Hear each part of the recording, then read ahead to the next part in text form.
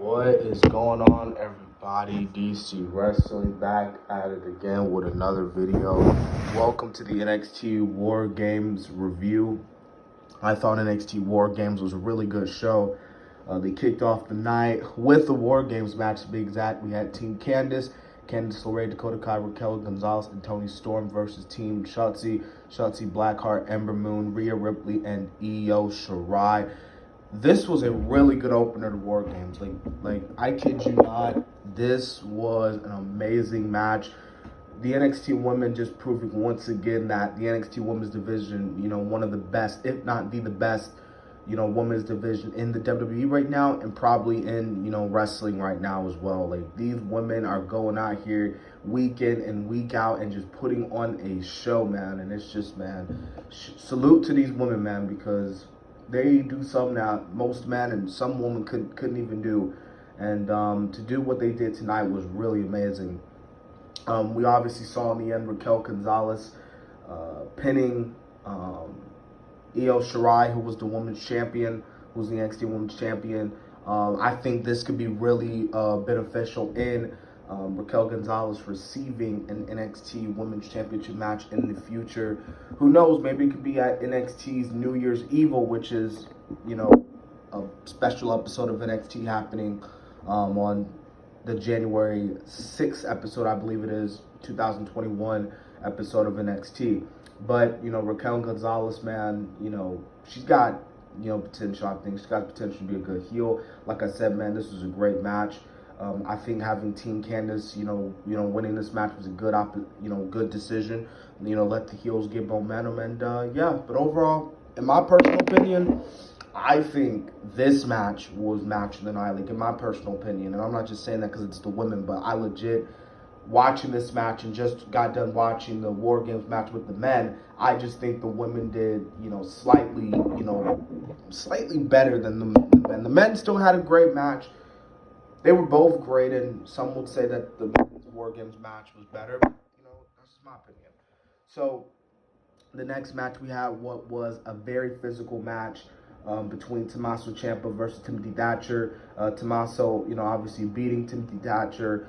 This was a hard-hitting, physical match. These are the type of matches that you love, that are just downright physical and nitty-gritty, and that strong style, hard-hitting, that will get you, pumped up, man. And this was a really good match, man. Tommaso Ciampa winning, as I, predicted.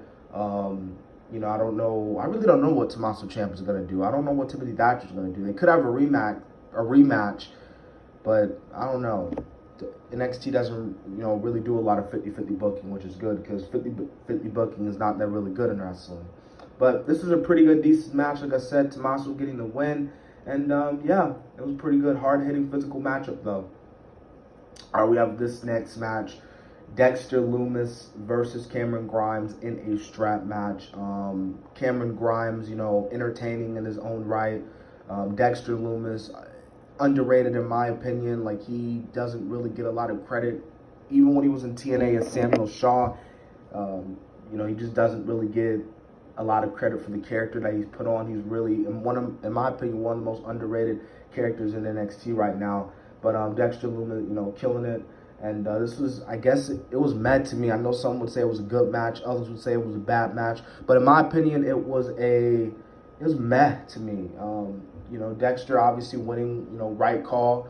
I don't know what Dexter Loomis, he could go after the North American Championship. I could see Dexter going after Johnny's title. Who knows? And speaking of Johnny Gargano, we had a triple threat match for the NXT North American Championship against Johnny Gargano, Damian Priest, and the champion, Leon Ruff. Now, here's where I sort of get it. Well, I really wouldn't say a rant, but this is where I really get typical or, talkable or something like that. So, Leon Ruff wins the championship, beats Johnny Gargano on NXT Free TV. Doesn't even hold the championship for a month. And I literally looked it up, and this man, Leon Ruff, did not hold the title for at least a month. And when you could have had Leon Ruff go over, when you could have made Leon Ruff look like that underdog, you put the championship back on Johnny Gargano, who is the first ever 3-time North American champion in NXT. I'm not really okay, like, because if you're gonna put the title on Gargano, what was the point of Leon Ruff holding the championship?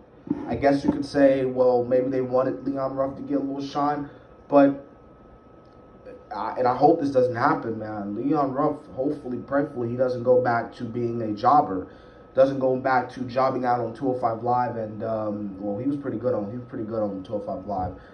Just going back to being where he was. I like what Leon Ruff was doing, and Leon Ruff, really good underdog, and I think he could just be a really big, well, not big baby face, but just that baby face, that natural baby face, because that's what it felt like with Leon Ruff.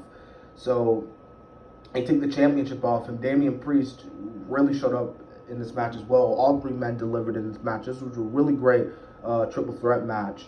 But Johnny winning with the assist of the mask, the screen mask with Austin Theory, which I kind of predicted, actually. Like I kid you not. Like I literally said that Austin Theory, unless he wants to be out of wrestling, he might as well just team up with Johnny Gargano, since they can become tag team champs together or something like that.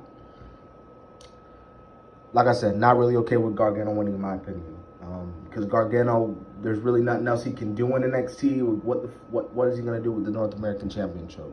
You know what I mean? He'll probably lose it back to Damian Priest, probably on New Year's Eve or something like that.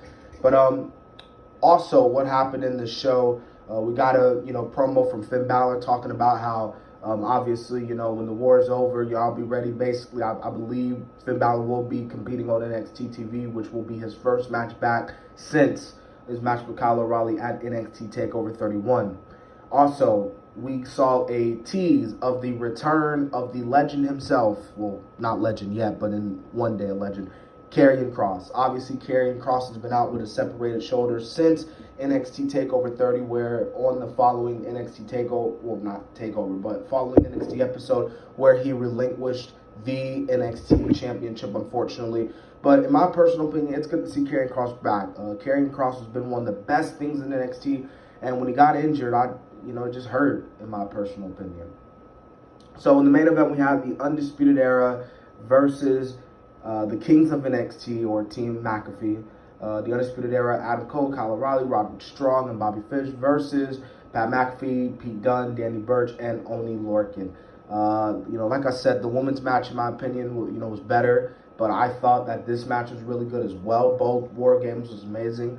I think WarGames is, well, in my personal opinion, I think WarGames is the best NXT show ever. Well, not ever, but like this is one of my favorite pay-per-views of the year. I love WarGames. I love the style of it, and I just love the atmosphere. I love the feel of it. And tonight wasn't any different, despite the fact that there was no crowd, which was a minor complaint, but sort of like a nitpick. But pandemic, there's nothing we could do. So, like I said, man, this match was really good, man. Pat McAfee shown once again, because I was actually coming in this match, I was kind of interested to see what McAfee was going to do in this match, but McAfee once again just showing up in this match and showing out. I think he was actually one of the best things about this match. Like I said, man, this match was pretty great, and I thought, Undisputed Era, winning was a really good call. Roderick, wins his first WarGames match. He breaks his curse, because if you think about it, Roderick Strong has been in every single WarGames match, and he's lost every single WarGames match. So to see Roderick finally win his WarGames match for him was pretty cool. I had that, little gut feeling that maybe, just maybe, Undisputed Era, one of the members might turn on each other, but it didn't happen. So having the Undisputed Era going over, really cool. I don't know what the Kings of NXT, they'll probably split up. I don't know what Pat McAfee goes from here. He'll probably go on hiatus and we won't see him for the next few weeks or months, and then he'll come back again. I don't know, but I love Pat McAfee. Like Punk said in that tweet, man, Pat McAfee is one of the best promos in that, NXT, man. He cuts a half-decent promo, a really good promo. So anyways, guys, this is my NXT WarGames review. I hope you guys enjoyed it. And, yeah, man, this is a really good show. And I will see you guys in the next video. And also, let me know in the comment section what were your thoughts on NXT WarGames. See you then.